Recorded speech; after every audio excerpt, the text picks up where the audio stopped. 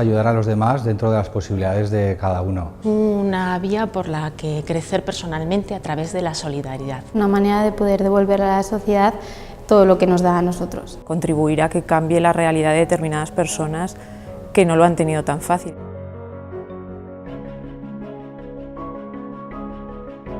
Por mi hijo, porque siempre damos consejos a los hijos y creo que es una manera de demostrarle que no es solo un consejo, sino un acto. Para poder ayudar y colaborar en las diferentes actividades que realice la Fundación.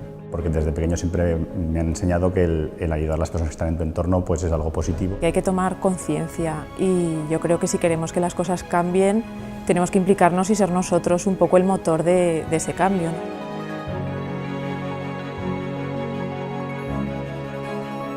Espero ser de utilidad e inspirar a otras personas a hacer lo mismo. Aportar pues, a los más desfavorecidos la ayuda que desde una entidad financiera como la nuestra se puede aportar a la sociedad. Poder realizar todo lo que se pueda por estas personas. Enriquecerme como persona ayudando a los demás. Cercanía. Solidaridad. Cooperación. Compromiso. Satisfacción. Con justicia.